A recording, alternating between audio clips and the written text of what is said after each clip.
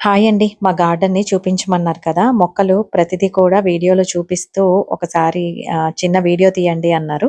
So, ఇవాళ కుదిరిందండి నాకు. పైకి వెళ్ళాలంటే అసలు చాలా వేడిగా ఉంటూ ఉంది. రోజు 6:00కి వెళ్లి మొక్కలకి నీళ్లు పోసి వాకింగ్ చేస్తూ ఉన్నాను. ఎక్కువగా మొక్కలేవి లేవండి. ప్రస్తుతానికి 35 కుండీల దాకా నేను ఖాళీ చేయించాను. సో, దానివల్ల ఇప్పుడు నా దగ్గర అయితే మొత్తానికి గులాబీలున్నాయి. ఇప్పుడు చూపిస్తూ ఉన్న మొక్క నేను కొడైకెనాల్‌లో తెచ్చుకున్నానండి. అంజూర మొక్క. మల్లె మొక్కలైతే ఆకులు తీసేశాను. కరివేపాకు కూడా బాగా పెరుగుతోంది ఈ మధ్య. మందారాలున్నాయండి. మందారాలు కూడా కొన్నయితే తీసేశాను. మల్బరీస్ అయితే నేను స్టెమ్స్‌తో పెట్టినవే అన్నీ కూడా. ఒకటైతే మొక్క తెచ్చుకున్నా. మిగతావన్నీ స్టెమ్‌తో వచ్చినవే అండి. ఈ కుండీలు చూసారు గదా! ఇవన్నీ ఖాళీగా ఉన్నాయి. ఇది మల్బరీ. ఇంకా ఖాళీ వాటిలో 2, 3 వాటిలో విత్తనాలైతే వేశానండి. టొమాటో, ఎండుమిరపకాయలవి ఇవేశాను. చూడాలి మరి వస్తాయో లేదో. ప్రస్తుతానికైతే ఇంకా రాలేదు. 1 వీక్ పైనే అయిపోయింది వేసి.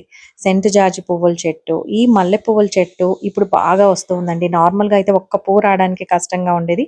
చాలా మొగ్గలొచ్చాయి. ఇది కూడా మల్బరీ మొక్కే. ఇదే మెయిన్ తెచ్చుకున్న మొక్కనమాట. స్టెమ్స్ కట్ చేసి నాటితే వస్తూ ఉన్నాయి. అలాగే కరివేపాకు చెట్టు, ఇంకా అంజూర చెట్టు. ఇది విత్తనంతో వేసిన నిమ్మ చెట్టండి. విత్తనం వేస్తే మొక్కలాగయ్యి లాస్ట్ టైమ్ గూడా నాకు 30 నిమ్మకాయల దాకొచ్చాయి. ఈసారి కూడా చిన్న చిన్న పిందెలైతే ఉన్నాయి. ఇది రోజ్‌మెర్రీ ప్లాంట్. దీని నుంచి కూడా నేను 2 మొక్కలు సెపరేట్‌గా స్టెమ్స్‌తో పెడితే వస్తూ ఉన్నాయి. సంపంగి మొక్క ఉంది. ఇంకా జాజి పువ్వుల చెట్టు.